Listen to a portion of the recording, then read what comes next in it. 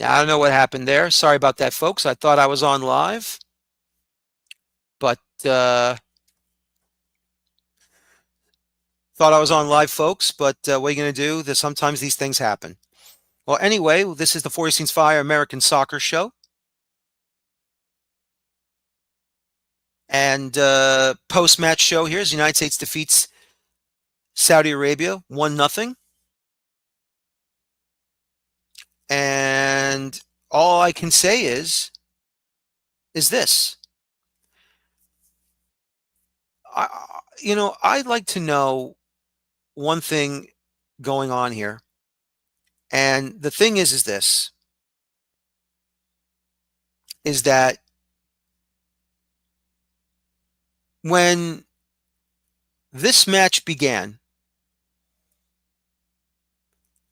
I was talking to my colleague, JJ Pavlik, about what is going on with this national team. And, we were giving predictions for this national team. And he was saying, Saudi Arabia will beat the U.S. 2-1. I said a 1-1 draw. I mean, look, I felt they're going to score a goal, and I thought maybe later on they'll concede a goal. But all I can say is this. All I can say is this. I think they got lucky when they got that victory 1-0. Because even though there were some good performances individually, I believe in a collective for the team once again. I don't think it's good enough. All I can tell you is this, is that, one good set piece and you can get a victory right there and beat them. You play, hard-nosed defense and you keep the ball out of your net and they got the victory. I was surprised because I want to explain something to all of you. I want to explain everything to all of you here, okay? When you're in international football, international soccer, and you think you know everything about this portion of the game, when you think you know everything about this portion of the game, okay? And I hear all the stupid things going on with comments about, well, the USA can beat this team hands down. The USA can knock them around. This is not even worth our time. Why are they even playing these games? Why are we playing these tournaments? Well, I'll tell you why. Because number one, this is our region. This is our Euros. This is our Copa America. This is CONCACAF, the Gold Cup. Whether you like it or not, this is where we are. This is the region we're in. Okay? And when you, as a fan of the U.S. men's national team, continues to disrespect other nations in international football, well, guess what? You're the ones looking stupid. You're the ones that have egg on their face. You're the ones that continue to show why the American soccer fan of today is more clueless, childish, brainless, and stupid. Do you understand what goes on here? Now, normally in the CONCACAF Gold Cup for the last, I would say this is the third season, that, before Qatar came in as a guest team, we had all CONCACAF nations in all 16 positions for the group stage for a good while. But because of the money, now we have a guest team. We had Qatar for 2 Gold Cups. We have Saudi Arabia for this Gold Cup. and the next Gold Cup in 2027. But, you know, I just don't understand the immaturity and the stupidity from some of you guys that says that these are nothing games. Now, I'm going to bring this up because I want to show all of you the stupidity of some of you fans out there that will always talk about no MLS players on the national team, only those in Europe. Now, this quote is coming from a X slash Twitter conversation, of course, the whole Pulisic versus Landon Donovan argument that spat. Let me bring it up and I'll show you what I'm talking about because of this stupid comment. Now, the person's name, his Twitter handle is not on here. I don't want to start a Twitter war. I don't want to start a social media war. I took it off because I'm not going to have people harass me. But this is what he wrote.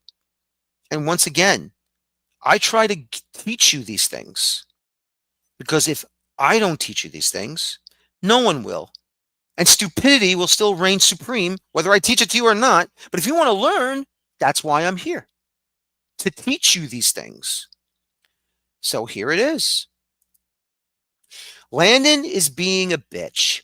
God forbid our players in Europe prioritize having a real career there over pointless friendlies against Saudi Arabia and Panama. Now, notice how I highlighted Saudi Arabia and Panama because we just played Saudi Arabia now. And when you watch how they played Saudi Arabia, give the Saudis credit for not only staying compact, not only frustrating our players, but they're looking for the counter. Okay? They're actually looking to counter and attack our guys. Now, they didn't score. They weren't successful. That doesn't mean they stink. It doesn't mean they suck. It just means that Saudi Arabia could not punch that goal in. Okay? They could not punch that goal in. And you saw late in the match how frustrated they were that these kids, not the full roster, they were losing to some kids, some up-and-comers. But what do I know? I'm just 52-year-old man that doesn't know anything, and I've been watching this game since the 1994 World Cup. But even before that, I've been watching the Cosmos when I was a kid, not seeing Pele, but after Pele, saw Canalia at Giant Stadium. I mean, what do I know? I mean, I've been covering MLS since 2000 on my one-page newsletter before actually getting a press credential at Giant Stadium and then to Red Bull Arena, now known as Sports Illustrated Stadium. I have been to several U.S. men's national team games. I have been to several Open Cup games, NPSL final, USL championship games. And yet, I don't know what I'm talking about. Yet, I am the one that doesn't know this sport. You think you know more than I do? And speaking about Panama, as I still have this graphic up here, right here, a graphic. That's right. What does it say? Saudi, underlined in red, Saudi Arabia and Panama. Oh, gee, Panama. Yes, let's talk about Panama for a moment here. What did they do to the U.S. men's national team in competition international soccer? What did they do? Under B.J. Callahan at the Gold Cup, he beat him and the U.S. men's national team, Panama. And the head coach, of course, is Thomas Christensen. That's very important to understand who the head coach is. Thomas Christensen. He beats B.J. Callahan in the Gold Cup semifinals. He beats Greg Berhalter in World Cup qualifying, and he also beats him in the Copa America. Now, the latest victim, Mauricio Pochettino, in the Nations League in the semifinal match. So, what does that tell you? That maybe he's a damn good tactician, that he's a damn good head coach, that he knows what to do with his players, that once they leave their clubs to come back home to Panama and be on the national team and go out there and actually get a result? Hmm? Well, tell me. Come on, geniuses, tell me. Tell me. What does that say to you? He beat an up and coming head coach. He beat a so called good head coach. And he beat one of the best club coaches in the world that's now doing his international coaching job for the first time ever. That tells me that Mr. Thomas Christensen is a damn good head coach. Now, if Pochettino does stay, that'd be great. But if he decides to leave and go to a club again in Europe, or maybe it's back to South America, who would you like to take? Now, if there's another American that's ready to go, I say bring him on. If not, I go for Thomas Christensen and pry him away from Panama. So, what does that mean to you? What does that mean to you?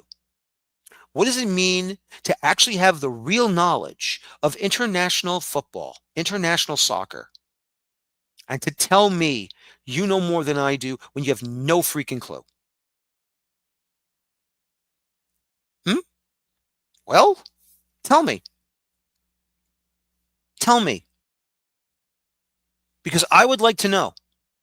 I mean, the comments are open. If you want to go ahead and talk in the chat room on YouTube, go right ahead. If you want to question me on Twitter or on Blue Sky, go right ahead. Some comments. Go ahead. Some comments, please. But let me say this. Let me say this to all of you right now. Okay? Is that when you want to disrespect opponents from within CONCACAF or outside of Europe and South America, that is a recipe for disaster. I mean, look at the last World Cup in Qatar. Saudi Arabia defeated Lionel Messi and Argentina. No one saw that coming. But what does that mean? It means that they got good players and they're up and coming players. And that also means that they are able to do things just as well as in England, as a Germany, as in Italy, and as a France, and as a Spain, and as a Netherlands. I mean, come on. Do you seriously think you know more than I do? No, you don't know no damn thing. A damn thing. And this is what hurts my head when there are stupid fools and schmucks on the internet who act like they know more than the real experts do. Okay? So this is no more about certain national teams in different confederations are weaker because they're not in Europe and they're not in South America. That is absolutely, unequivocally false. That's what you need to understand. Okay? Because you also have to understand something here. We are in the region of CONCACAF, which is what is North America, Central America, and Caribbean. So basically, this tournament that we are in right now is the CONCACAF Gold Cup. It's not about the major tournament situation, because if it was a major tournament for the USA, we would have been invited to it. We would have been invited into the UEFA European Cup, but we're not, because UEFA doesn't need the United States. We cannot leave this confederation. It will not happen. It won't happen. That's why you have UEFA's European Cup, CONMEBOL, which is South America, the Copa America. In Africa, you have the African Cup of Nations, CAF. In Asia, the Asian Football Confederation, AFC, the Asian Cup. And in the South Pacific, you have Oceania, those little islands for the Oceania Football Confederation Cup, the OFC Cup. You understand? And the only reason in the past that CONMEBOL invited teams, because they only have 10, is because they want to have 3 groups of 4. At least 3 groups of 4. Now they just do 2 groups of 5. 2 groups of 5. So, are you getting this education now, folks? Are you getting this education? Do you understand the words that are coming out of my mouth? Do you? I hope so, because I'm getting sick and tired of reading BS posts from brainless buffoons like yourselves. And that's why no one takes you seriously. And that is why the supporters culture is failing on the international level. We are failing ourselves, not just within the sport on the pitch, we're failing ourselves off the pitch. If you don't understand the situation, then don't comment. Keep your stupid opinions to yourself and learn. I'm willing to teach. But if you don't want it, that's fine. Continue to fail all of us. Continue to fail the next generation of American soccer fans who continue to act like this for no reason. Some of you are smart. Some of you are not. And those are the ones that I want you to understand that you're not smart. Once again, I'll put it up. There it is, right there. There it is. Prioritizing having a real career there over pointless friendlies against Saudi Arabia. Give me a break. Give me a break. Look, I don't like the guest team position either for the CONCACAF Gold Cup. I don't like it at all, but it's there now because of the PIF money. And they're going to be back here in 2027 for another round of CONCACAF Gold Cup, okay? And I hope that's the last of it because we're seeing our nations now in this confederation that are improving and getting better. We're not there yet, but you see the start of it. And they're actually doing well. But they need to really finish the jobs against some of the powerhouses in this confederation, like Mexico. Okay? Like Costa Rica. Yes, the United States is a powerhouse. At around this time, whenever we want to be, if we feel like it, if we don't take vacations at the wrong time. But anyway, that is my argument right now. And I'm sorry about that, but that's how I feel. I am sick and tired of the stupidity, of the cluelessness, and the childish behavior of some American soccer fans that continue this stupid war of international American players only, no MLS American players on the national team. I've had enough. But anyway, let's get to this match. Once again, like I said, it was some individuals had good games. Some did not. Collectively, it was not a good game again. It was all right, but they got their goal. They reached the quarterfinals, and they won it by a final of 1-0. Once again, the goal came in the 63rd minute. Chris Richards off of a set piece. Sebastian Berhalter delivered a fantastic ball, bending it inside the area, and Chris Richards attacking it just stayed onside. Kind of fell down a little bit, but he picked up it was either his left boot or his right boot. Excuse me. and he just basically tapped it, deflected it past the goalkeeper and into the back of the net. And that was 1-0 USA, and that's all it was. First half, you could, like I said, in the first half, you could see how compact Saudi Arabia was. They were not giving any spaces. They were not allowing the lanes to be entered. It's like when they got into the Saudis area, they were just defending very well. At times here and there, very small moments, the boys were actually getting inside the area, but they just could not have enough quality. They just couldn't have enough quality to put the ball into the back of the net. No quality shots at all in the run of play. And you saw many times that frustrated you watching our players retreating too many times. And that was the game plan of the Saudis. Defend your side of the pitch, push them back, let them have the ball as much as possible. And when you have that opportunity to strike, you steal the ball, you go on a counter, and then you try and score. They had an opportunity in the first half. And I also think they had they had an opportunity in the first half, but Chris Richards was really good tonight. To me, Chris Richards was the man of the match for the U.S. men's national team. He made 2 solid blocks and scored the goal off the set piece.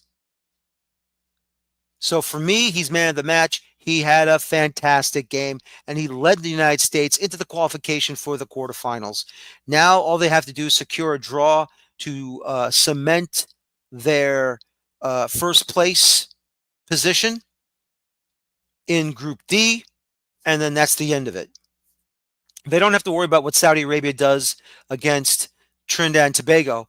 They just have to worry about themselves and attack. At least Haiti or Trinidad, what they need to do is they need to win and put themselves in the second position in the group so they can go to the quarterfinals. So that second position is still available for Group D. But until then, we get to Sunday, I believe they'll be playing, and I'll check out the schedule in just a moment. All I can tell you is this, is that it is absolutely fun and exciting that we have this U.S. men's national team in the quarterfinals, even though it's just not good enough. They're good. They're decent performances. They had a good performance against Trinidad. They had a decent performance against Saudi Arabia. It should have been better, but unfortunately, it just wasn't. And they got the goal. Without a doubt, they got the goal. They won the match. They put themselves in fantastic position to move ahead. But once again, it just wasn't enough. It just doesn't feel like the full quality of the national team was out there. So all I can say is this, is that with this national team, they got to do better against Haiti. And Haiti's going to come after them. And Haiti is going to absolutely find a way to go out there and put a hurting on our guys. Yes, they are. And once again, that'll be on Sunday, June 22nd, 7 p.m. Eastern Time, 6 p.m. Central at AT&T Stadium in Arlington, Texas, at the home of the Dallas Cowboys. And that will be also seen on Fox. It will also be seen on Univision and TUDN as well. So all I can tell you is this. Pardon me. All I can tell you is this, folks. It's a decent performance. It should have been better. You wish Pulisic was there. but he wanted to take a vacation. So, hey, he wants to play golf with his LPGA girlfriend. Fine, so be it. Go ahead and play golf. Personally, I would like to think, he should have been at the Gold Cup at least. But once again, when you have players who are not available due to the FIFA Club World Cup, like Weston McKennie and Tim Weah over at Juventus, Giovanni Reyna now with Borussia Dortmund, and other players who are currently either injured or recovering from injury, that I understand. That I understand. But for Pulisic, you're in your mid-20s, man. You're in your mid-20s. You're not like Donovan, who actually took a full mental break from the sport in its entirety. No Galaxy, no national team until you came back. That's what he did. And I respect Landon Donovan for that. Just over the age of 30. I respect him for that. So all I can tell you is this. A decent performance, could have been better, should have been better, but they got the result, and that's all that matters. But once again, it just wasn't pretty, and they got to be better, because when you get to the knockout stage, it's going to get a lot worse. Because once you get eliminated, it's over. And it better not be in the quarterfinal round. But we'll have to wait and see what happens after the final match days. That's this upcoming Sunday and Tuesday. And then the quarterfinals will begin on Saturday. Once again, the U.S. men's national team defeats Saudi Arabia by a final of 1-0. Chris Richards with the goal. 2 excellent blocks. For me, man of the match. My name is Daniel Feuerstein. Join me this coming Monday as we will have another Feuerstein's Fire American Soccer Show. Apologize for the technical difficulties. I thought I hit the go live. I did not. So I apologize about that. But once again, I hope all of you enjoy the show and join me on this coming Monday night. And as always, please, please, please enjoy your football. Thank you. Take care. So long and have a good night. And bye-bye for now. Have a good night, everybody.